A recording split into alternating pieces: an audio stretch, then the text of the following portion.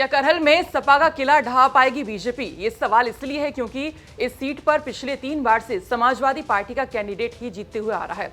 आपको बता दें कि समाजवादी पार्टी के प्रमुख अखिलेश यादव के कन्नौज से सांसद बनने के बाद ये सीट खाली हुई है। इस सीट को लेकर हम डिटेल में बात करेंगे और समझेंगे इस सीट के सियासी समीकरण को। तो चलिए करते हैं वीडियो की शुरुआत।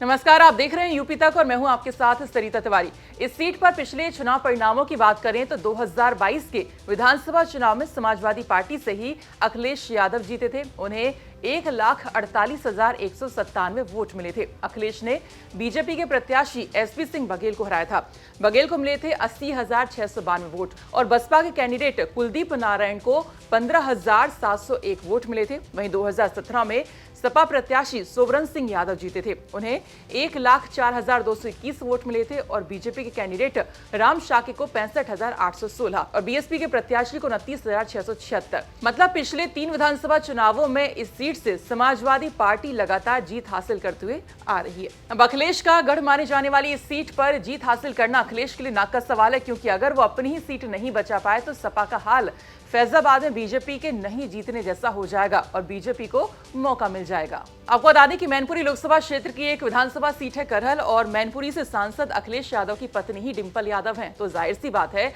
अखिलेश यादव करहल के कुरुक्षेत्र में जीत हासिल करने के लिए पूरा दमखम लगाएंगे।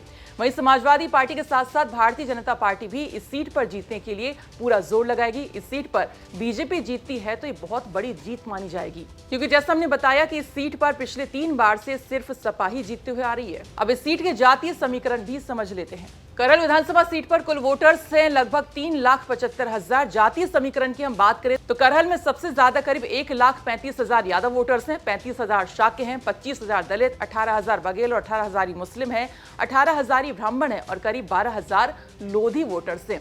अब बात कर लेते हैं सीट पर सपा, बसपा और बीजेपी ने किससे मैदान में उतारा है। सपा से तेज प्रताप यादव मैदान में, बसपा से अवनीश शाक्य को मैदान में उतारा गया। वहीं बीजेपी ने अभी तक प्रत्याशी का ऐलान इस सीट पर नहीं किया है। आपको हम बता दें कि तेज प्रताप यादव मुलायम सिंह यादव के बड़े भाई रतन सिंह यादव के नाती हैं और बिहार के पूर्व मुख्यमंत्री लालू प्रसाद यादव के दामाद हैं।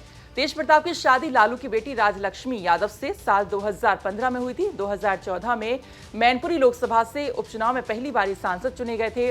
वहीं बीएसपी के प्रत्याशी अवनीश कुमार शाह के भोगांव विधानसभा क्षेत्र के ग्राम मानिकपुर के मूल निवासी हैं और ये पेशे से फिजियोथेरेपिस्ट हैं और मैनपुरी शहर में समाजवादी पार्टी कार्यालय के पीछे ही अपना ये क्लिनिक भी चलाते हैं। अवनीश शाह के काफी समय से बहुजन समाज पार्टी में एक कर्मठ कार्यकर्ता के रूप में कार्य कर रहे हैं। उस साल 2018 से ही लगातार भोगांव विधानसभा क्षेत्र के प्रभारी की जिम्मेदारी बखूबी निभाते चले आ रहे हैं। बता दें कि करहल विधानसभा सपा का मजबूत गढ़ माना जाता है। वहीं भाजपा अभी तक करहल सीट पर अपना प्रत्याशी तय नहीं कर पाई है, लेकिन भाजपा किसी शाक्य चेहरे पर ही दाव लगा सकती है, ये चर्चा जोरों पर है, जिनमें स्वामी प्रसाद मौर्य की बेटी संघमित्रा मौर्य, मैनपुरी जिला उपाध्यक्ष वीरेंद्र शाक्य के नामों की चर्चा ज्यादा है। लेकिन अब बसपा ने शाक्य प्रत्याशी उतारकर भाजपा की टेंशन जरूर बढ़ा दी है, क्योंकि करहल विधानसभा में यादव के बाद दूसरे नंबर पर शाक्य मतदाता ही आते हैं।